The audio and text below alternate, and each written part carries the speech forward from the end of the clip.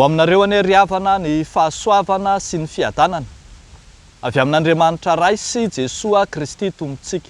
Amen. Fanaka voafidy hitondrana ny anaran'Andriamanitra.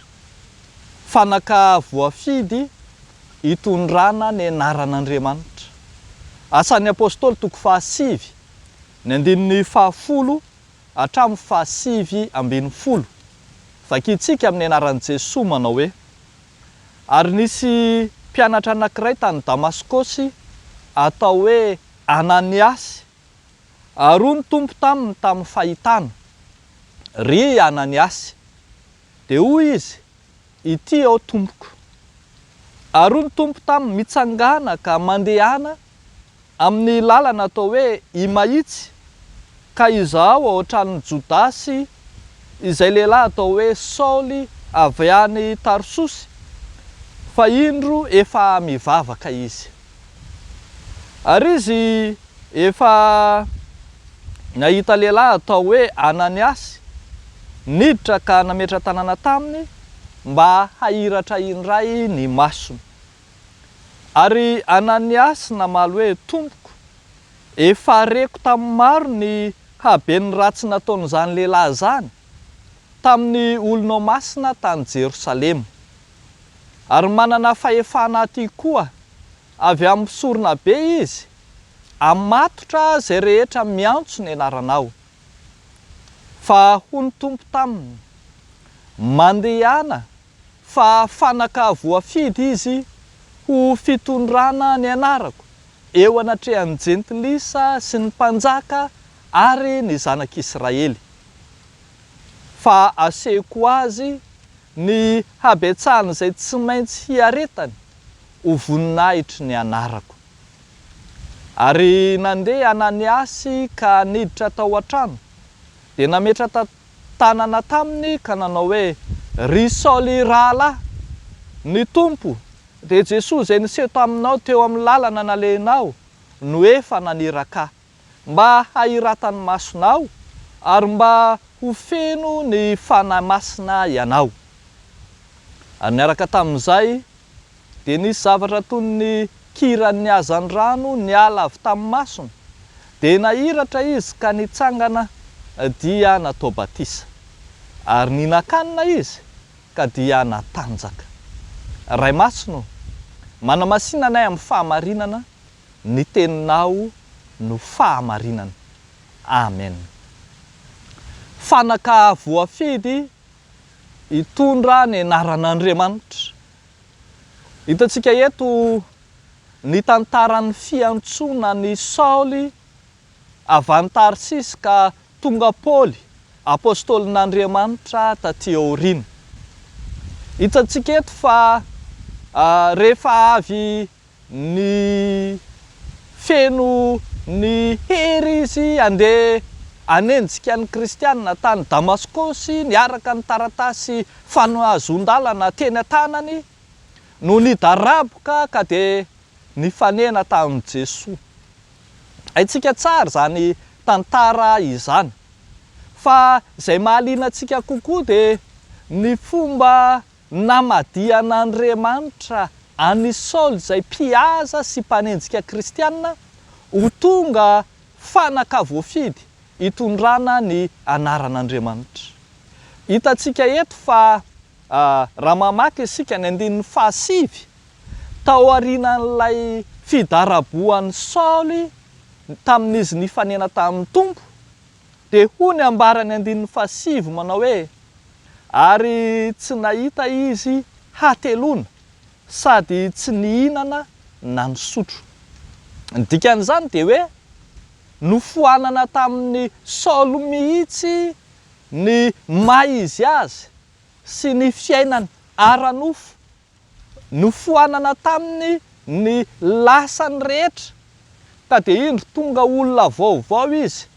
Niandry mihitsy ny fametrahan-tanan'ny Ananiasy izay vao niverina tamin'izany. Hitantsika eto fa rehefa avy nametrahan-tanana izy dia hoy ny voalaza ny 9:20 sy 10:20 manao hoe: niaraka tamin'izay dia nisy zavatra toy ny kira ny hazan-drano miala avy tamin'ny masony dia nahiratra izy ka nitsangana dia natao batisa ary ninakanina izy ka dia natanjaka.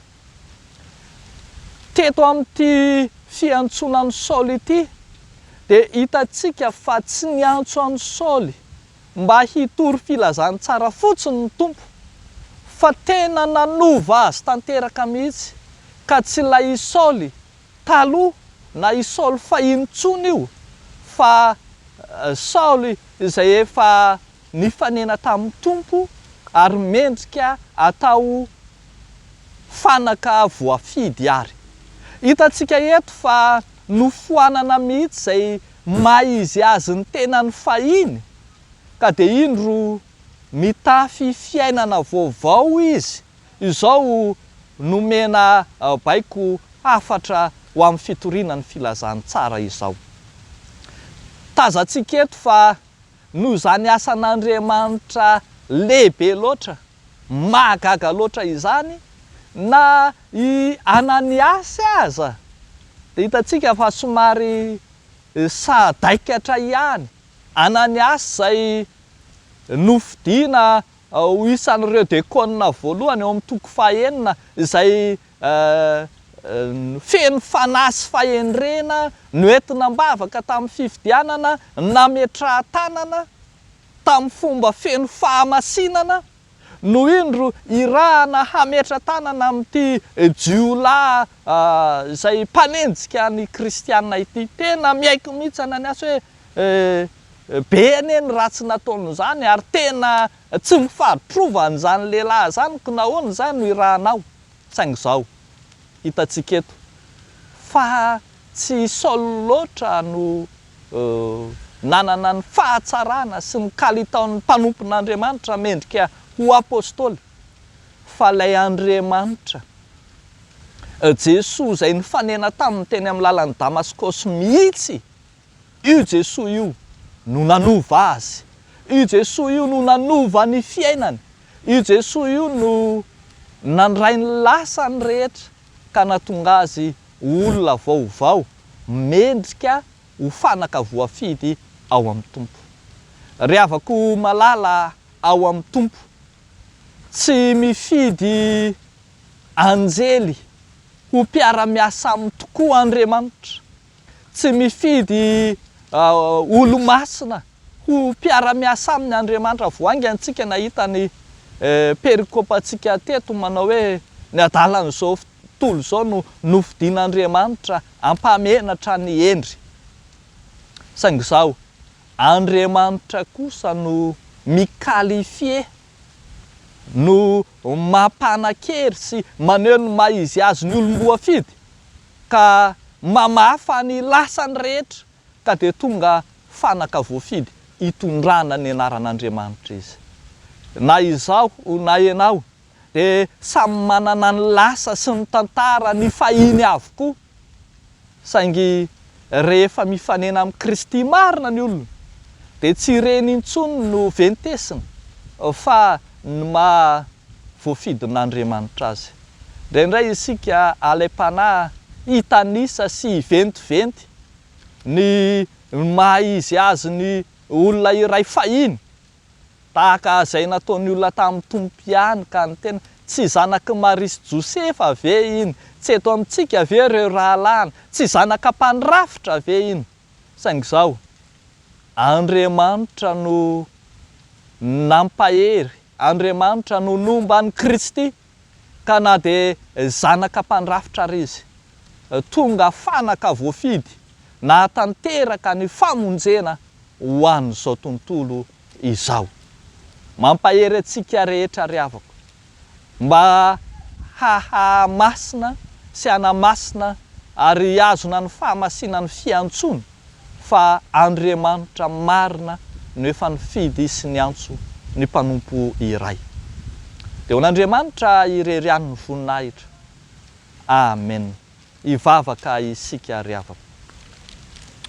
Andriamanitra, misaotra anao zahay nifidy anay ho fanaka voafidy, hitondrana ny anaranao amin'ny jentilisa sy ny mpanapaka ary amin'ny zanak'Israely. Misaotra anao zahay fa asehonao marimarina aminay tokoa zao ny aben'ny herinao lay manova ny tantara, manova ny tontolom-piainanay.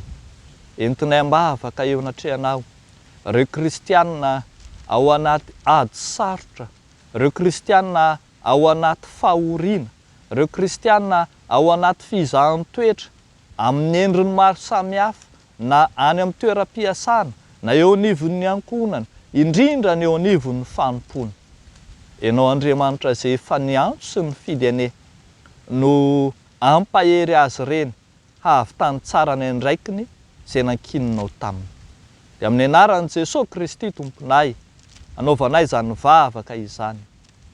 Amen.